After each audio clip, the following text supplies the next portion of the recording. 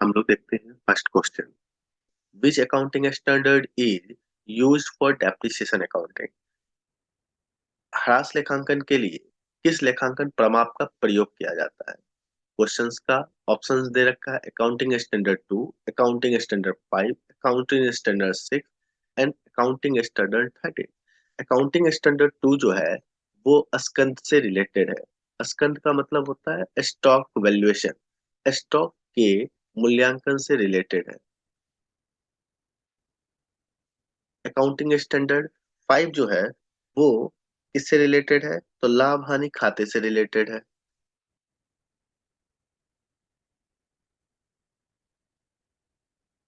Accounting standard 13 जो है वो विनियोग से रिलेटेड है, मतलब इन्वेस्टमेंट से रिलेटेड है। तो आप बहुत अच्छे से समझ रहे हो कि अकाउंटिंग स्टैंडर्ड 6 जो है वही ह्रास से रिलेटेड चीजों को बता रहा है। मतलब अकाउंटिंग स्टैंडर्ड 6 में ह्रास से रिलेटेड चीजों के बारे में व्याख्या की गई है। तो इस क्वेश्चन का जो आंसर हो जाएगा वो सी हो जाएगा। ऐसा नहीं है कि सिर्फ सी के बारे में ही याद रखना है, बाकी ऑप्शंस को भी याद रखना है। इससे आपको फायदा होगा कि आगे अगर इससे रिलेटेड कुछ क्वेश्चंस दे रखे होंगे तो वहां पे आप इसको अटेम्प्ट कर सकते हो। नेक्स्ट क्वेश्चन हम लोग चलेंगे। क्वेश्चन नंबर 2 में चलते हैं। तो बोलता है क्या which of the following accounting principle differentiate between owner and management? निम्न में से कौन सा लेखांकन सिद्धांत स्वामी एवं प्रबंध में अंतर को प्रदर्शित करता है? तो बिजनेस एंटिटी कॉन्सेप्ट जो है वो बिजनेस और बिजनेसमैन को सेपरेट करता है। तो बिजनेस से रिलेटेड खर्चे को अलग और बिजनेसमैन से रिलेटेड खर्चे को अलग अलग दिखाया जाता है। दोनों एक नहीं माना जाता। अगला जो है गोइंग कंसर्न कॉन्सेप्ट जो है वो ये बताता है कि बिजनेस जो आप चालू कर रहे हैं वो बंद करने के लिए नहीं कर रहे। ये कंटिन्यूअस प्रोसेस में आगे चलता रहेगा। इसका बंद करने के उद्देश्य से कोई भी आदमी बिजनेस स्टार्ट नहीं करता। डुअल एक्सेप्ट कॉन्सेप्ट ये बताता है कि capital plus liability is equal to assets होता है। तो नन ऑफ द दिस तो होने का कोई संभावना ही नहीं हुआ। तो क्वेश्चन नंबर सेकंड का जो आंसर हो जाएगा वो ए हो जाएगा, क्योंकि यही बात तो पूछ रहा है कि स्वामी और प्रबंध में अंतर क्या है, मतलब बिजनेस और बिजनेसमैन में क्या अंतर है। तो ये जो कॉन्सेप्ट बताता है वो बिजनेस एंटिटी कॉन्सेप्ट बताता है। नेक्स्ट क्वेश्चन की ओर चलते हैं हम लोग। क्वेश्चन नंबर थर्ड में बोल रहा है accounting standard in India are issued by. भारत में लेखांकन मानक जारी किए जाते हैं किसके द्वारा? तो भारत में जो लेखांकन मानक जारी किया जाता है वो ASB के द्वारा, मतलब अकाउंटिंग स्टैंडर्ड बोर्ड के द्वारा। और ये अकाउंटिंग स्टैंडर्ड बोर्ड जो है वो किसके अंदर काम करता है? तो ICAI के अंदर काम करता है। इसलिए आप बोल सकते हैं कि ICAI के द्वारा ही इसको जारी किया जाता है। तो ऑप्शन नंबर कौन हो जाएगा? C, the institute of chartered accountant of India. कभी कभी ये पूछता है कि ASB मतलब अकाउंटिंग स्टैंडर्ड बोर्ड की स्थापना कब हुई? तो इसकी जो स्थापना हुई थी 1977 में हुई थी, जबकि ICAI की जो स्थापना हुई थी वो 1949 में हुई थी। तो इससे रिलेटेड भी कभी कभी क्वेश्चन पूछ देता है। तो इस क्वेश्चन का आंसर क्या हो जाएगा? सी। तो नेक्स्ट क्वेश्चन की ओर हम लोग चलते हैं। क्या बोल रहा है? Accounting standard 19 relates to. लेखांकन प्रमाप 19 का संबंध किससे है? तो लेखांकन प्रमाप 19 जो है वो पट्टे से रिलेटेड है। ए इसका आंसर हो जाएगा। और बंद की गई क्रियाओं का जो अकाउंटिंग स्टैंडर्ड है वो कौन सा है? तो अकाउंटिंग स्टैंडर्ड 24 है। और इनटेंजिबल एसेट्स का जो अकाउंटिंग स्टैंडर्ड है वो अकाउंटिंग स्टैंडर्ड 26 होता है। और EPS का जो अकाउंटिंग स्टैंडर्ड है वो अकाउंटिंग स्टैंडर्ड 20 होता है। तो मैं बार बार बोल रहा हूँ कि बाकी अकाउंटिंग स्टैंडर्ड को भी आप लोग याद रखो। और लिस्ट से रिलेटेड जो अकाउंटिंग स्टैंडर्ड है वो कितना है? वो है बाबू का 19। तो नेक्स्ट क्वेश्चन की ओर हम लोग चलते हैं। क्वेश्चन नंबर 5 में बोल रहा है accounting standard 6 is meant for. लेखांकन मानक 6 मतलब 6 बनाया गया है किसके लिए? तो ऑप्शन नंबर ए में बोल रहा है accounting for fix asset. Accounting for fix assets जो है वो अकाउंटिंग स्टैंडर्ड 10 में बताया गया है इसके बारे में। फिर नेक्स्ट जो बता रखा है वो accounting treatment for goodwill. Accounting treatment for goodwill जो है अकाउंटिंग स्टैंडर्ड 26 में इसकी व्याख्या की गई है। और थर्ड जो है वो डेप्रिसिएशन अकाउंटिंग है, तो इसका ही अकाउंटिंग स्टैंडर्ड 6 में बताया गया है। और डी जो है वो बता रखा है डिस्क्लोजर ऑफ अकाउंटिंग पॉलिसीज, तो ये बताया गया है आपका अकाउंटिंग स्टैंडर्ड 1 में। तो बाकी अकाउंटिंग स्टैंडर्ड तो याद रखना है, लेकिन एक बात है कि इस क्वेश्चन में बोल रहा है अकाउंटिंग स्टैंडर्ड 6, तो आप देख रहे हो कि अकाउंटिंग स्टैंडर्ड 6 जो है वो डेप्रिसिएशन का है, तो इसका आंसर 5 का हो जाएगा सी। तो नेक्स्ट क्वेश्चन की ओर हम लोग चलते हैं। क्वेश्चन नंबर 6 में बोल रहा है preparation of consolidated statement of accounts as per accounting standard 21 is A S 21 के अनुसार समेकित लेखा विवरण तैयार करना होता है। तो इसका आंसर जो हो जाएगा वो आपका सी हो जाएगा। मैंडेटरी फॉर लिस्टेड कंपनी, सूचीबद्ध कंपनियों के लिए अनिवार्य है। हालांकि सेबी के अनुसार सभी कंपनियों को अपना समेकित वित्तीय विवरण तैयार करना चाहिए। सेबी के अनुसार सभी जितने भी कंपनियां हैं उनको अपना समेकित विवरण तैयार करना चाहिए, मतलब कंसोलिडेटेड स्टेटमेंट ऑफ अकाउंट्स को तैयार करना चाहिए। अगर वो तैयार करते हैं तो उन्हें अकाउंटिंग स्टैंडर्ड 21 के नियमों का पालन करना होगा। तो नेक्स्ट क्वेश्चन की ओर हम लोग चलते हैं। Question number 7, which of the following is true regarding the prudence principles of accounting? लेखांकन के दूरदर्शिता सिद्धांत के संबंध में निम्न में से क्या सत्य है? तो निम्न में से क्या सत्य है, तो इसका आंसर जो हो जाएगा बच्चे का वो ए हो जाएगा। तो ए क्या होगा, तो ए में बता रखा है भावी हानियों को ध्यान में लेना। तो लेखांकन की दूरदर्शिता सिद्धांत true regarding the prudence principle के अंतर्गत भविष्य में होने वाले व्ययों तथा हानियों की व्यवस्था पूर्व से ही कर ली जानी चाहिए, जबकि लाभ के लिए नहीं है, लॉस के लिए है, एक्सपेंसेस के लिए है। तो प्रूडेंस प्रिंसिपल ऑफ अकाउंटिंग ये बोलता है कि अगर फ्यूचर में किसी तरीके की हानि या व्यय होते हैं तो उसके लिए पहले ही व्यवस्था कर लेनी चाहिए, जबकि लाभ के लिए पहले से व्यवस्था नहीं करनी है। तो इसका ऑप्शन क्या हो जाएगा बाबू का, ए। तो नेक्स्ट क्वेश्चन की ओर हम लोग चले। क्वेश्चन नंबर 8 में बोल रहा है in India which of the following is prepare on the guideline of accounting standard 3। मतलब अकाउंटिंग स्टैंडर्ड 3 के गाइडलाइन के अकॉर्डिंग, मतलब मार्गदर्शन के द्वारा कौन सी खाताएं तैयार की जाती है या क्या तैयार किया जाता है। तो अकाउंटिंग स्टैंडर्ड 3 जो है वो कैश फ्लो स्टेटमेंट के लिए बनाया जाता है। नेक्स्ट क्वेश्चन की ओर चलेंगे हम लोग। क्वेश्चन नंबर 9 में बोल रहा है accounting standard board of India was established in the year. भारतीय लेखांकन मानक परिषद की स्थापना किस वर्ष की गई। इससे कुछ पहले क्वेश्चंस में हमने ये पढ़ा था कि आईसीएआई आईसीएआई की स्थापना जो हुई थी 1949 में, और एएसबी अकाउंटिंग स्टैंडर्ड बोर्ड की जो स्थापना हुई थी 1977 में हुई थी। तो इसका आंसर क्या हो जाएगा आपका, आंसर डी हो जाएगा इसका। तो नेक्स्ट क्वेश्चन की ओर हम लोग चलेंगे। क्वेश्चन नंबर 10 में बोल रहा है पुष्प पालन व्यापारिक तथा अन्य व्यवहारों का मौद्रिक रूप में लेखा करने की कला है, यह परिभाषा किसने दिया था। तो इसका आंसर हो जाएगा ए, स्पाइसर तथा पैगलर के द्वारा। नेक्स्ट क्वेश्चन की ओर हम लोग चलते हैं। क्वेश्चन नंबर 11 में बोल रहा है कि दोहरा लेखा प्रणाली पुस्तपालन की वह प्रणाली है जिसमें व्यक्ति तथा अव्यक्तिगत खातों द्वारा लेखा किया जाता है, यह परिभाषा किसने दिया था। तो यह परिभाषा जो दिया था option number C, professor R N Carter के द्वारा दिया गया था। नेक्स्ट क्वेश्चन की ओर हम लोग चलते हैं। क्वेश्चन नंबर 12 में बोल रहा है पुष्प पालन का कार्य जहाँ समाप्त होता है वहां से लेखा कर्म का कार्य आरंभ होता है। लेखा कर्म का कार्य समाप्त होता है, वहां से देश कार्य आरंभ होता है। तो इसका जो आंसर हो जाएगा वो आंसर हो जाएगा ए, क्योंकि पुष्प पालन का जो कार्य है रोज नामचा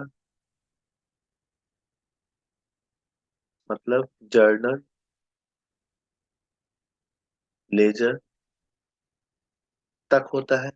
और इसके बाद जो ट्रायल बैलेंस, फाइनल अकाउंट बनाए जाते हैं वो किसके अंदर आते हैं, अकाउंटिंग के अंदर आते हैं। और जब फाइनल अकाउंट तक बन जाया करता है तो उस अकाउंटिंग को चेक किया जाता है, और चेक करने वाले ऑडिटर होते हैं। ऑडिटर के द्वारा जो चेक किया जाता है उसके कार्य को हम लोग ऑडिटिंग कहते हैं। ऑडिटिंग को ही हिंदी में हम लोग अंकेक्षण कहते हैं। तो इसका ऑप्शन हो जाएगा ए। नेक्स्ट क्वेश्चन की ओर हम लोग चलते हैं। क्वेश्चन नंबर 13 में हम लोग देखेंगे चार्टर्ड अकाउंटेंट होते हैं। तो चार्टर्ड अकाउंटेंट जो होते हैं वो पेशेवर अंकेक्षक होते हैं, पेशेवर अंकेक्षक के श्रेणी में आते हैं। जबकि नियंत्रण एवं महालेखा परीक्षक के अंतर्गत अंकेक्षण कार्य करने वाले जितने भी होते हैं वो सारे के सारे क्या कहलाते हैं, सरकारी अंकेक्षक कहलाते हैं।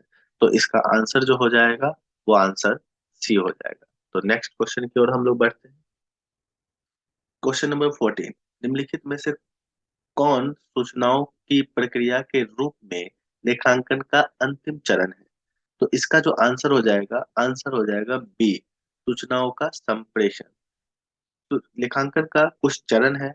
कैसे, पहले जर्नल एंट्रीज बनाए जाते हैं, जर्नल बनाए जाते हैं, फिर उन्हीं को फिर खाता खोला जाता है, मतलब खाता बही बनाया जाता है, लेजर बनाया जाता है, लेजर के बाद उसका बैलेंसिंग किया जाता है, बैलेंसिंग करने के बाद फिर ट्रायल बैलेंस तैयार किया जाता है, फिर ट्रेडिंग एंड पीएल अकाउंट बनाए जाते हैं, फिर उसके बाद पीएल एप्रोप्रिएशन अकाउंट बनाए जाते हैं, तब उसका विश्लेषण किया जाता है, और विश्लेषण करने के बाद सूचनाओं का संप्रेषण किया जाता है। तो सबसे लास्ट में जो आता है सूचनाओं का संप्रेषण आता है। क्वेश्चन नंबर 15 में बोल रहा है वेबसाइट व्यवहारों के परिणाम स्वरूप मालिक की पूंजी में जिस मद से वृद्धि होती है, मतलब वो कौन से मद हैं जिनके कारण वेबसाइट की पूंजी क्या होती है, वृद्धि होती है। तो व्यय व्यय से भी अगर व्यय करते हैं तो पूंजी में कमी आती है, आहरण से भी पूंजी में कमी आती है, और पूंजी से पूंजी में, ये गलत है, अतिरिक्त पूंजी होता तो सही भी हो सकता था। लेकिन इसका जो आंसर हो जाएगा वो बी हो जाएगा, क्योंकि आय अगर होता है ज्यादा तो प्रॉफिट बढ़ता है, और वो प्रॉफिट जाकर इंक्लूड किस में होता है, तो कैपिटल में ही होता है। तो इसका सटीक आंसर बी हो जाएगा। नेक्स्ट क्वेश्चन की ओर चलते हैं। 16 नंबर क्वेश्चन में बोल रहा है निम्नलिखित कथनों में से कौन सा सही नहीं है। तो कौन सा सही नहीं है, तो पहला पढ़ रहे हैं हम लोग, वस्तुओं एवं सेवाओं को बेचने से प्राप्त धनराशि को आगम कहते हैं, ये एकदम सही है। नेक्स्ट हम लोग देखते हैं स्वामी के द्वारा व्यापार में लगाया धन पूंजी कहलाता है, ये भी एकदम सही है। एक ही प्रकृति के लेन देनों को एक ही स्थान पर एकत्रित करने को अभिलेखन कहते हैं, तो ये आपका गलत है, क्योंकि एक ही जगह पर एकत्रित कर एक ही जगह पर सारे लेन देनों को एक जगह पर लिखने को हम लोग खाता बही कहते हैं, खतौनी कहते हैं, ना कि अभिलेखन कहते हैं। अभिलेखन का मतलब जर्नल एंट्रीज होता है, तो ये गलत है। नेक्स्ट डी में हम लोग जाते हैं, तो संपत्ति में से बाह्य दायित्व मतलब assets minus liabilities is equal to capital होता है, तो इसका मतलब ये भी सही है। और पूछ रहा है नहीं तो कौन सा कथन सही नहीं है, तो सी नंबर कथन जो है वो बिल्कुल गलत है, तो इसका आंसर जो हो जाएगा वो सी हो जाएगा। नेक्स्ट क्वेश्चन की ओर हम लोग बढ़ते हैं। क्वेश्चन नंबर 17 में बोल रहा है व्यापार के स्वामी द्वारा व्यापार में लगाया गया धन कहलाता है। अगर व्यापार के स्वामी जो मालिक है, अगर उसके द्वारा व्यापार में कोई भी धन लगाया जाता है तो व्यापार के लिए वो लायबिलिटीज हो जाता है, वो कर्ज हो जाता है। और उस कर्ज को हम लोग इंटरनल लायबिलिटीज कहते हैं, मतलब आंतरिक दायित्व कहते हैं। और आंतरिक दायित्व को ही एक और नाम से जाना जाता है जिसे हम लोग पूंजी कहते हैं। तो इसका आंसर क्या हो जाएगा बच्चे का, ए। तो नेक्स्ट क्वेश्चन की ओर हम लोग चलते हैं। क्वेश्चन नंबर 18 में बोल रहा है पुष्प पालन का क्या अर्थ होता है। तो पुष्प पालन का अर्थ आप लोग को पहले ही बता दिया गया था, इसमें जर्नल और लेजर बनाया जाता है, जबकि ट्रायल बैलेंस, फाइनल अकाउंट और इसके बाद वाली क्रियाएं जो होती है वो सारे अकाउंटिंग में आते हैं, लेखांकन में आते हैं। तो यहाँ पर पुष्प पालन पूछा जा रहा है, तो पुष्प पालन का आंसर जो हो जाएगा वो ए हो जाएगा, प्रारंभिक पुस्तकों में लेखांकन करना। और बाकी जो उसके बाद आ जाएंगे वो अकाउंटिंग का हो जाएगा। अगर अकाउंटिंग ऑप्शंस के बारे में पूछता तो ये सही होता। तो आपका ऑप्शन नंबर क्या हो जाएगा, ए 18 का। तो अब हम लोग नेक्स्ट क्वेश्चन 19 की ओर बढ़ेंगे। क्वेश्चन नंबर 19 में बोल रहा है, एक विक्रेता अपने 2000 के माल को 1800 में क्रेता को देता है। 200 का यह अंतर कहलाएगा। तो 200 का जो ये अंतर कहलाएगा वो व्यापारिक छूट कहलाएगा, मतलब ट्रेड डिस्काउंट कहलाएगा। ट्रेड डिस्काउंट का उद्देश्य होता है कि ज्यादा से ज्यादा माल, क्लियर है। लेकिन नकद छूट का जो असर होता है, नकद छूट सामने वाले से बचे हुए पैसे को या फंसे हुए पैसे को निकालने का एक तरीका है नगद छूट देना। नगद छूट से भी माल की बिक्री बढ़ती है, लेकिन व्यापारिक छूट से जबरदस्ती ग्राहकों को बुलाया जाता है कि आपको छूट दी जा रही है, आप आ जाओ। लेकिन नगद छूट जो होता है, जब पेमेंट किया जाता है उस पेमेंट के दौरान आपस में जितना संबंध, जैसा संबंध होता है उस संबंध के अकॉर्डिंग उसे नकद छूट दिया जाता है। तो नकद छूट सबको नहीं दिया जाता, लेकिन व्यापारिक छूट व्यापार में आने वाले या खरीदने वाले सारे ग्राहक को दिया जाता है। तो इसका जो आंसर हो जाएगा वो बी हो जाएगा। नेक्स्ट क्वेश्चन की ओर बढ़ेंगे, क्वेश्चन नंबर 20। क्वेश्चन नंबर 20 में हम लोग बोलेंगे, निम्नलिखित में से किसका उद्देश्य जिम्मा लेना है।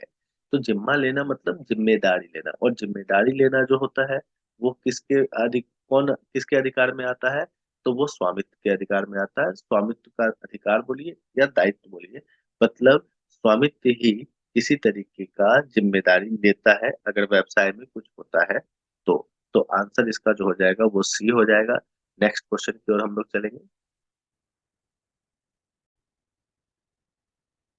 नेक्स्ट क्वेश्चन पूछ रहा है, लेखांकन का प्रमुख कार्य क्या है। तो लेखांकन का जो प्रमुख कार्य है वो क्या हो जाएगा, व्यावसायिक लेन देनों का वर्गीकरण एवं अभिलेखन करना होता है। नेक्स्ट क्वेश्चन की ओर हम लोग चलेंगे, क्वेश्चन नंबर 22। क्वेश्चन नंबर 22 में बोल रहा है, which of the following is an accounting equation. मतलब अकाउंटिंग इक्वेशन कौन शो कर रहा है। तो capital is equal to assets plus liability, ये गलत है। Capital is equal to assets minus liability, ये सही है। Assets is equal to liabilities minus capital, ये भी गलत है। और लास्ट वाला भी गलत है। तो इसका ऑप्शन जो हो जाएगा 22 का वो बी हो जाएगा, राइट आंसर। तो अब हम लोग नेक्स्ट क्वेश्चन 23 की ओर बढ़ेंगे। 23 बोल रहा है, पूंजीगत खाता डैश खाता है। तो पूंजीगत खाता जो है वो व्यक्तिगत खाता है, मतलब कैपिटल अकाउंट जो है वो कौन अकाउंट है, पर्सनल अकाउंट है, क्योंकि वो पर्सन से रिलेटेड है। और पर्सन और लीगल पर्सन से रिलेटेड, पर्सन और लीगल पर्सन से रिलेटेड, सॉरी,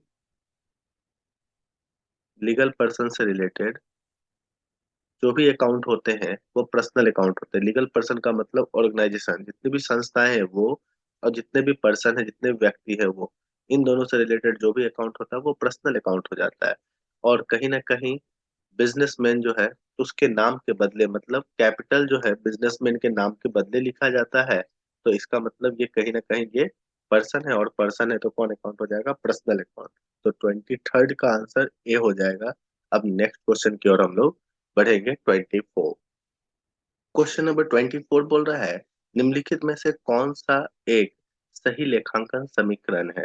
पहला बता रखा है, संपत्ति स्वामित्व के बराबर है, स्वामित्व की इक्विटी के बराबर है, ऑनर इक्विटी के बराबर, ये गलत है। संपत्ति, परिसंपत्ति, दायित्व और स्वामित्व की इक्विटी के बराबर है, एकदम सही। मतलब एक्सटर्नल लायबिलिटी और स्वामी मतलब ऑनर इक्विटी को दोनों जोड़ दिया जाए तो वो एसेट्स के बराबर होता है। मतलब assets is equal to capital plus liability. तो इसका मतलब इसका आंसर जो हो जाएगा वो बी हो जाएगा। नेक्स्ट क्वेश्चन की ओर हम लोग चलते हैं, 25। क्वेश्चन नंबर 25 बोल रहा है, the institute of cost and work accounts of India का प्रधान कार्यालय स्थित है। मतलब ICWAI का प्रधान कार्यालय कहाँ है। तो इसका जो प्रधान कार्यालय है वो आपका कोलकाता में है। ये हमेशा याद रखना है। इसका प्रधान कार्यालय कहाँ है? कोलकाता में है। ये क्वेश्चंस आपको कभी भी आ सकता है। तो हम लोग आज का 25 क्वेश्चंस 1 to 25 क्वेश्चंस आज यहीं पे स्टॉप कर रहे हैं। हम लोग नेक्स्ट अगला 25 क्वेश्चंस आपके सामने रखेंगे जल्द ही। तो आप लोग इससे रिलेटेड जितने भी पीजीटी से रिलेटेड जितने भी क्वेश्चंस है, मैं आपको लगभग 1000 क्वेश्चंस का एक कंप्लीट सीरीज बनाऊंगा। और इस सीरीज के अंदर सारे क्वेश्चंस होंगे और इन क्वेश्चनों से आपको बहुत फायदा होने वाला है। तो ध्यान से आप लोग पढ़ें और अपने साथियों को जो पीजीटी के फॉर्म भर रखे हैं, एस्टेट का फॉर्म भर रखे हैं बिहार का, उसको ये शेयर करें, उनके लिए भी ये फायदे की चीज है। तो thank you very much. Next series आने का इंतजार करें। बाय।